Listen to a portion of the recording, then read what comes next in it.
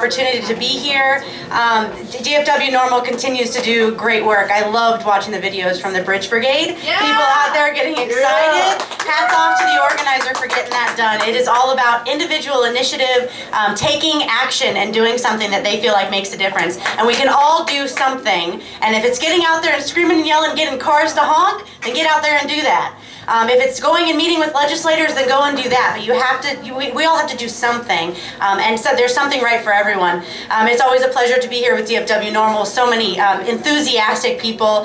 And you know, the Texas chapters of NORML, which there are a ton of y'all, all throughout the state, it's so impressive to see the professional work that's being done. Not just throwing kick-ass parties, which y'all do. But also getting in there and training activists to become great advocates for policy changes. So hats off to y'all for doing all of that. And I know recently there was a legislative training that was hosted. Elizabeth hosted that and helped organize that. Elizabeth Rodriguez in the back. NORML Women's Alliance. Women are going to be the ones that make a difference. I love you gentlemen, but tell you what's up. And so how many of y'all were at that training? Woo! All right, a few of y'all. All right, well, next time it comes around, y'all better make sure you're there because you're not going to be able to know how to change policies if you're not educating yourself, and we have great leadership doing that. So I'm glad to see some of y'all were there. A lot of what I have to talk about today is going to be an overview, a review for those of y'all who were there, but for those of y'all who were not, it might be a little bit of new information about how grassroots movements, hey, come on up. The revolution is young, look at him. About how the grassroots changes policies. It has always been that. The power lies in the people of this free country, or what used to be a free country. And it is our responsibility to take the reins and be involved and get in there and change the laws to make sure that we restore the freedom that is naturally ours as human beings on this planet. So I started working with the Marijuana Policy Project back in May. It's almost been a year, and it has been a very interesting ride. I thought I knew everything I needed to know about pot, and I had a lot to learn. Not only about how it physiologically works with the body, that it's not, patients don't feel better just because they got high. They feel better because of the endocannabinoid system, about how it physiologically works with our bodies to heal. Heal whatever ailment you have, not whatever ailment, I guess it's not a magic cure, but it is astonishing how much research is coming out and how many different ways it helps people to heal. And it's really unconscionable that it has been kept from people for so long. And we're going to change that in Texas. Yes, yes, Before that, I worked with Texans for Accountable Government, which is an activist group, transpartisan, working on building single-issue coalitions, privacy and civil liberties oriented for the most part, which is kind of exactly what we're doing now, working to build Texans for Responsible Marijuana Policy. Logo back here designed by Sean McAllister. Thank you very much, sir, for your help. Helping us with our branding and materials.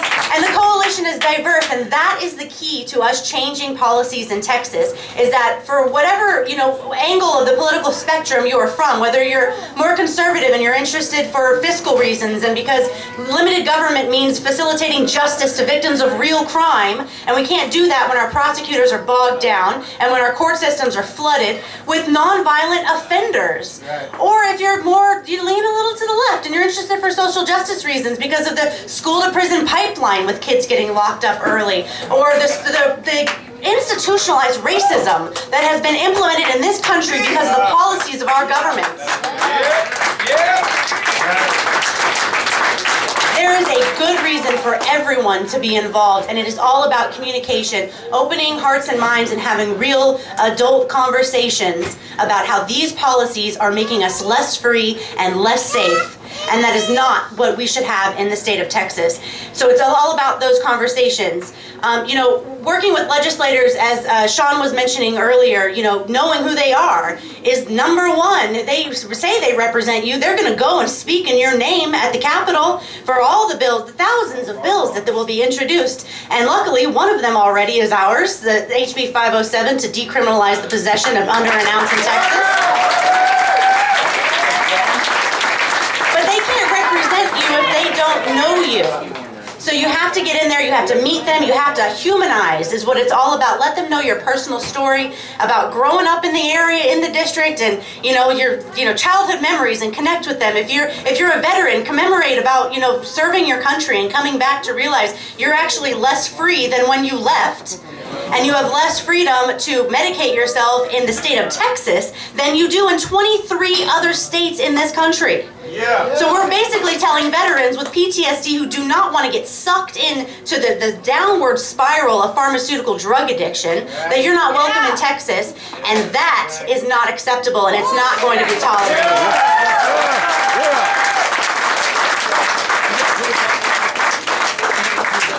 57% of Americans live in a state that has reformed marijuana laws in one way or another. Either meaning they're not going to jail, they have access for medical patients, or they've outright legalized and created a legal market, which is what we should have anyway, because right now it's the cartels, it's the gangs that are regulating the market for marijuana rather than Texas business owners. And that's the change ultimately that I would like to see, that MPP would like to see. We're working with a broad coalition though. Some of our coalition members aren't all the way there yet, and that's okay, because whether or not you're in favor of a legal market, a medical marijuana program is going to help the patients of Texas, and in all the states that have legalized, there's still a medical program, because the medical efficacy of marijuana is bright as day. The evidence is there, the research is there. It's one of the most researched medicines that has ever existed, because people are trying to get it through other people's thick skulls that this is medicine, that it's working for people, and that it is high time that we change the laws to bring access.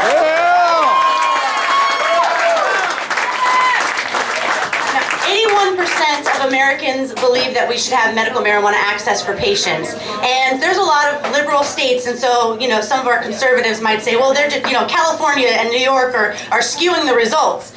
But let them know that 77%, according to the Texas Tribune and the University of Texas, 77% of Texans are in favor of medical marijuana access.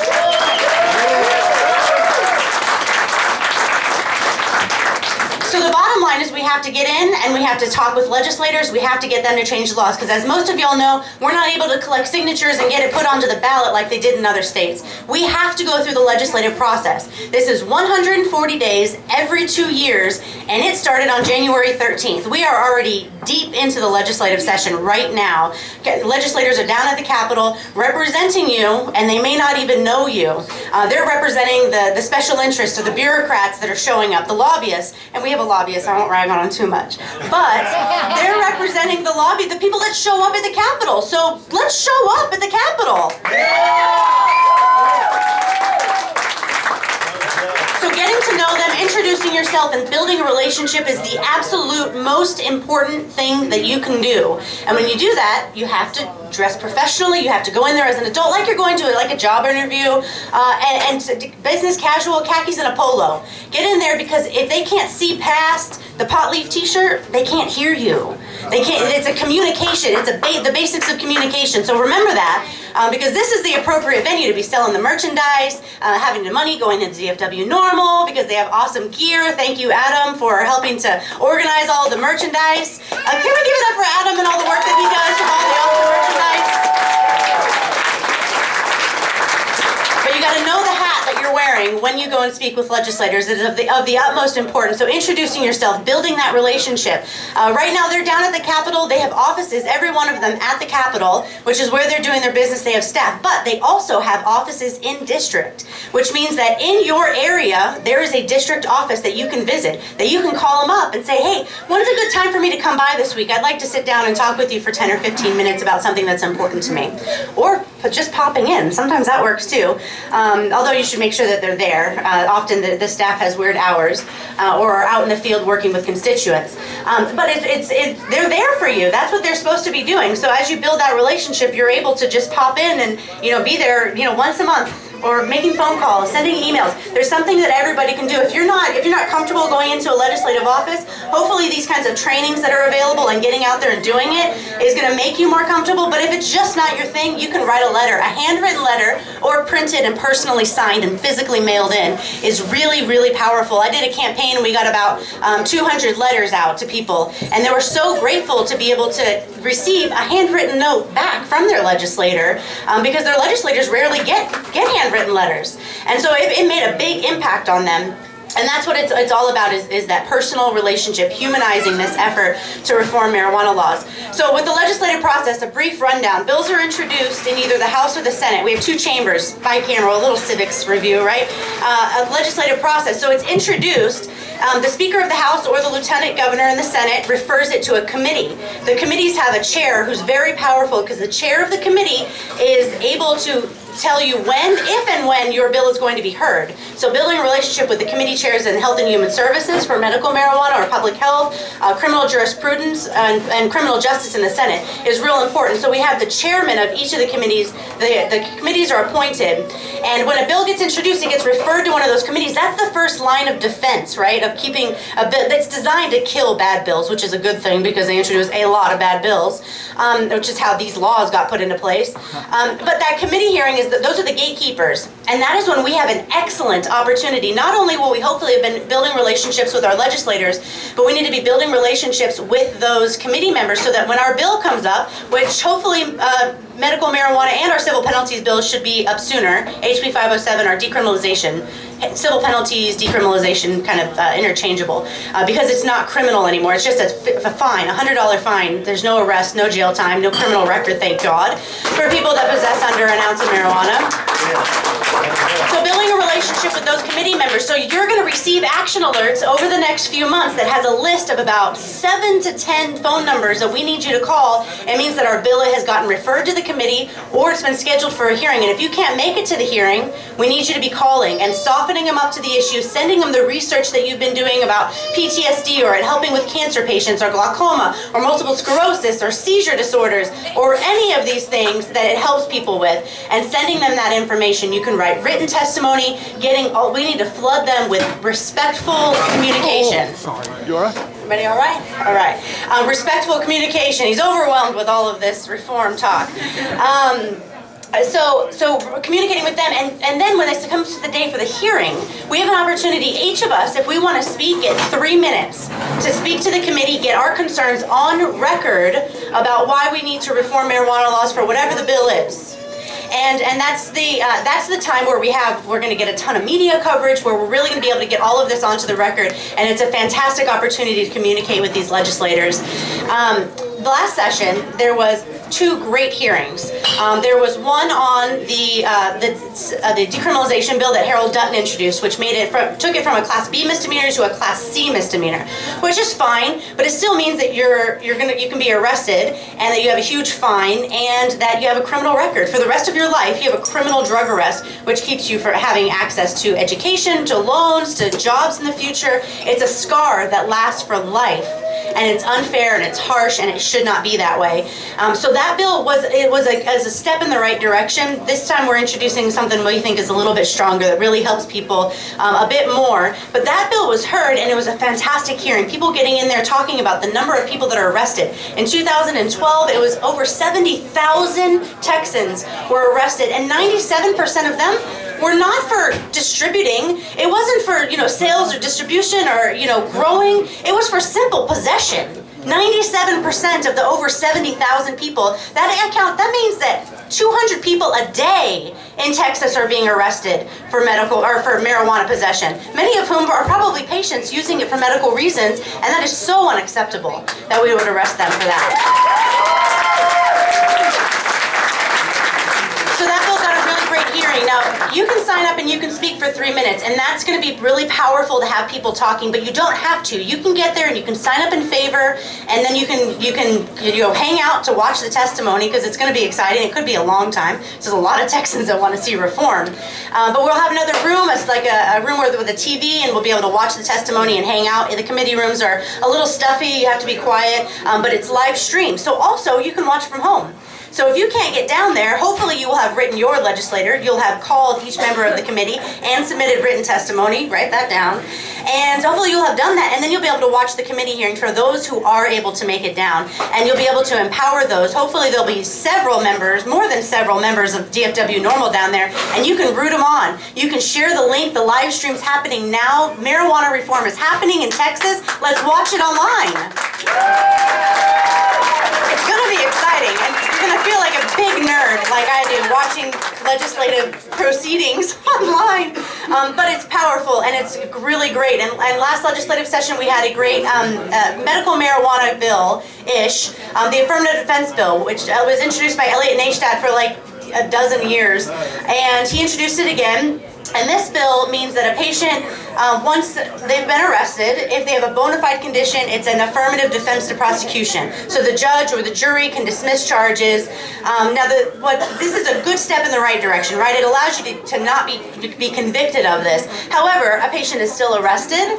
They still have to go through the court costs of defending themselves, and they still have to go to the criminal market in order to get their medicine, and that is not good. So that's why we're introducing a more robust medical marijuana bill this time that allows patients to get a registered card so they're free from fear of arrest, allows dispensaries, cultivation centers, manufacturers of infused products, so that we have oils and tinctures and patches and all of those things available to patients that want to consume cannabis but maybe don't necessarily want to smoke it. There will be people that continue to like to smoke it for obvious reasons, but that you can receive the benefits of cannabis without smoking it. And that, I'll just point out that most legislators have no idea about that. They hear marijuana, may not even know what cannabis means, but they hear that, and all they think is somebody's smoking up on their couch, or the stupid commercials they have, trying to scare the hell out of people. And the reality is that it is a patient that takes this, puts an oil in a drop with muffins in the morning for breakfast, and goes about their lives without suffering all day long. And those are the stories that they need to hear.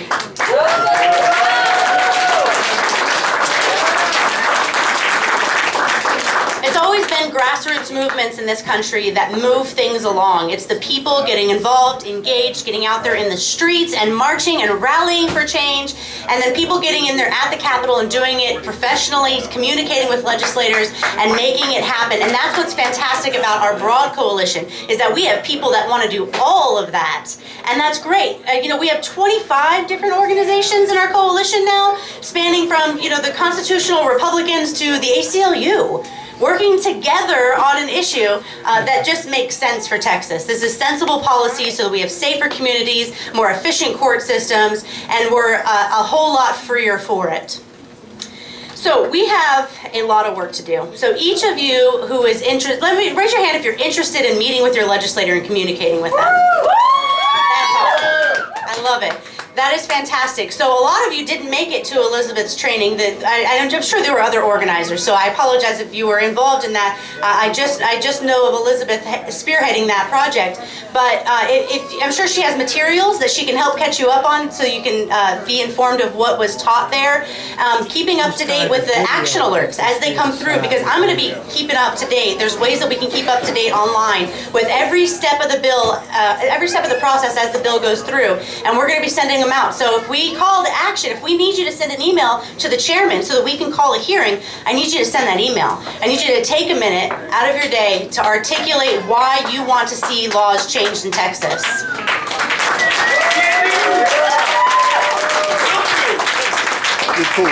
We have our legislative lobby day. It's the first time that our such a broad coalition has all come together on one day to come to the Capitol and lobby for these changes. And what's great about it is it's a great way to kind of put your toes into the water and feel it out. You're going to get training in the morning. This is February 18th. Mark your calendars.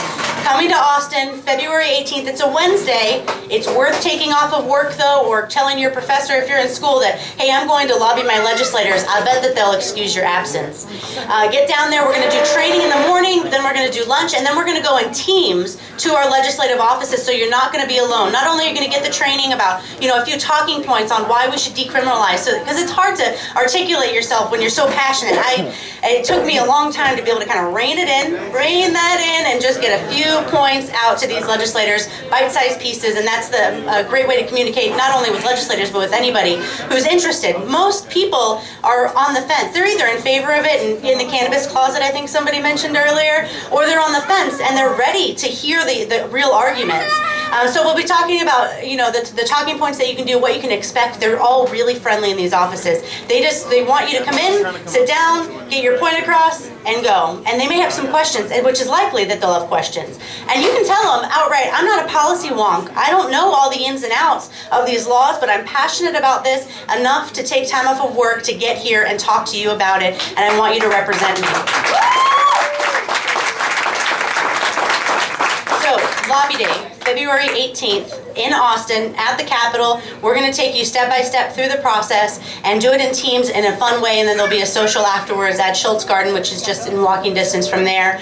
Hope to have all of you out there, and I think that there's time for questions if anybody has any about the process or about the coalition or about the bills in general, the kind of policies that we want to see implemented that we've been working on. Any questions? I have one. Yes, sir. How do you see our decriminalization bill? You could give us some odds. What the chances are you think we're going to actually pull this off? Yeah. Well. And then also medical. Yeah. Where a lot of people ask me that, and I don't know what to say. Yeah. I don't know. Yeah. Well, it's hard to know for sure because everything is moving. There's so many moving parts in the legislative process, which means it's all the more important for us to really take the initiative to push through, because it's not going to. There's not going to be. They're going to have a news article and say, "Hey, everyone, if you want laws changed, you have to do it now." You'll have to be keeping up with our emails and our pushes internally, and then once it happens, then you'll see it in the news, right? They always report on it afterwards. So with HB 507, which is our civil penalties or decriminalization bill, under 1 ounce, it's a $100 fine. There's no arrest, no jail time, no criminal record, no driver's license suspension, which gets people sucked into being a criminal because they have to get to work, they have to pick up their kids from school, all of that nonsense. So that bill was introduced December 15th by Representative Moody. He's a former prosecutor out of El Paso, so he knows how this is affecting the court systems. And he introduced that bill and has been getting really great responses from even conservatives. And so we're looking forward to adding a co-sponsor very soon to that bill, a Republican co-sponsor, to push it from a conservative angle. Really good news. But, I'll tell you, there's really not opposition to decriminalizing in general. Texans are ready, even legislators are ready. They're always behind us, right? Which is why we have to push hard and lead. But they're ready for this. There's no doubt that decriminalization is going to happen this session. The only question is which bill is going to pass. What is the policy going to look like? And what we want to see is keeping people entirely out of jails, concrete boxes that are designed for dangerous people, not those that you're mad at because they're doing something you don't like. So keeping them out of jail and keeping them from having a criminal record. And those are the two kind of bottom line. Medical's what we need. Right. Yes, sir. I was just going to get to that. Thank you. Medical marijuana is also a bill that we've drafted, and it's a big one. It's about 40 pages because it creates a whole program for patients to have safe and legal access in Texas, and we're working on getting that introduced. And the thing is that this bill has never been introduced before. This conversation has never been had, which means it's of the utmost importance that you're getting in there to talk about it from your heart with your legislators and helping them, bringing them the research so that they know. A lot of them, like I mentioned before, have never had a grown-up conversation about medical marijuana. They don't know that it actually works with the body. They don't know that the research is out there. They don't know that this isn't just some wily experiment that Colorado did. We're talking about something that is working in 23 states in the United States. 23 states, 47% of Americans.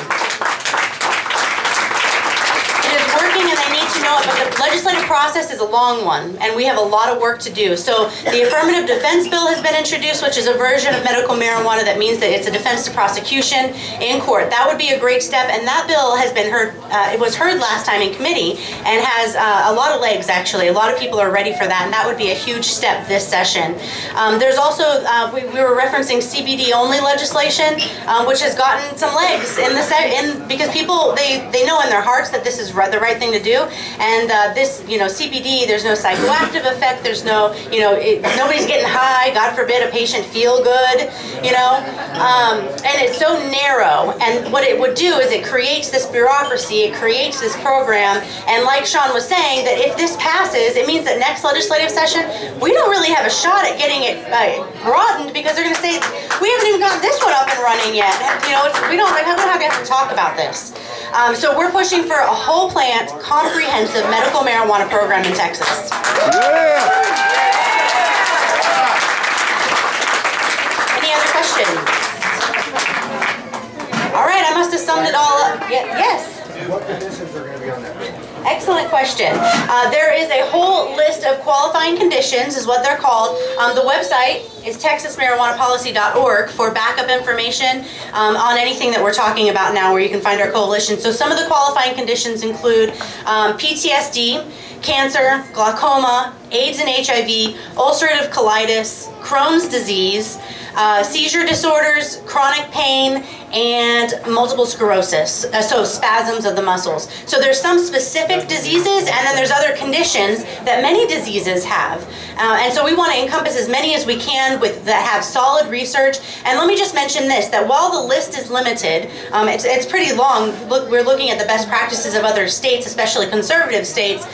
There is a mechanism when this program is implemented for people to petition the department in order to add a qualifying condition. So they can gather a bunch of people that have autism, for example, is not one of the qualifying conditions. The research isn't there, but we know anecdotally it is working. So what we want to do is hopefully get research in Colorado, for example, they've been allocating millions of dollars to research. So as the research comes in, you can request a hearing from the department. You can gather 500 people to go to the hearing and say, I have this condition. This is the research that proves that it helps me. I want it added as a qualifying condition. So that's the mechanism for after the legislation is passed to get it added. And remember that's the best that can happen, because the legislative process is every 2 years for 140 days, and it is a meat grinder. And we do not want to have to pass a bill every time we add a patient to the list of qualifying conditions.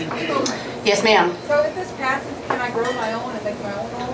Excellent question. Absolutely, you can. So in the bill, it allows for a personal amount of plants, 6 total, 3 of which can be mature and budding, which yield about 4 ounces a year each. And it doesn't, if you're growing your own, it doesn't exclude you from buying from a dispensary. So you can supplement if you're not the best botanist, right?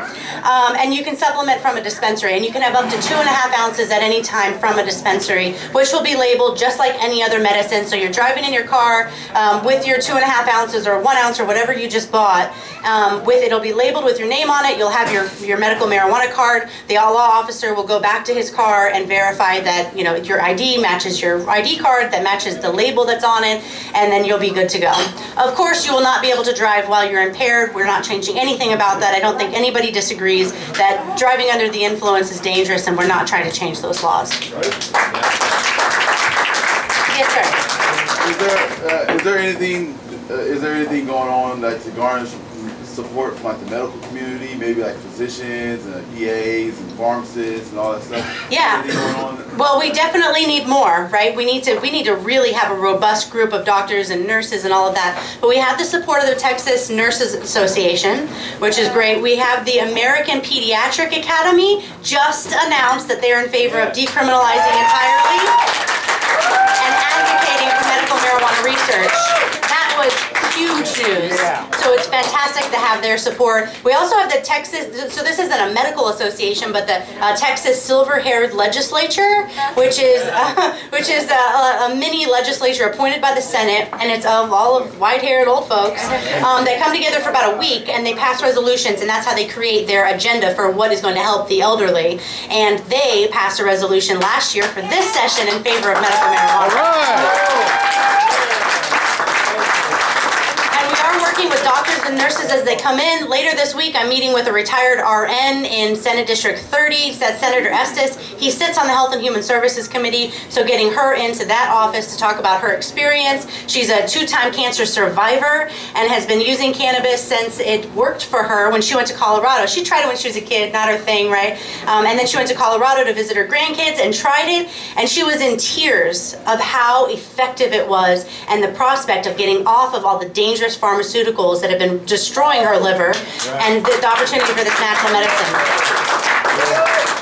On Tuesday, actually, Randall Kirkendall, who is our full-time lobbyist, who's kicking ass, working those halls of the Capitol. It is exhausting work with 181 legislators in the Capitol, working all of them, letting them know our presence is not unknown in the Texas Capitol, let me tell you. And he's meeting with a doctor who is Representative Sheffield is a physician. He represents the district just north of Killeen, which is Fort Hood. And they are meeting on Tuesday with a physician from Houston to come in and talk about it because he's very interested. He's a Republican and he's very interested in this from a perspective of a doctor, realizing that, hey, I wasn't taught about any of this. They're not taught for or against cannabis. They're just not taught it at all. Right. So unless they've done the research on their own, they don't know about it. So we have a lot of educating to do of our own doctors. But if there's anybody here that uses cannabis medically that is willing to have a conversation with their doctors, we need to build that list of physicians that are ready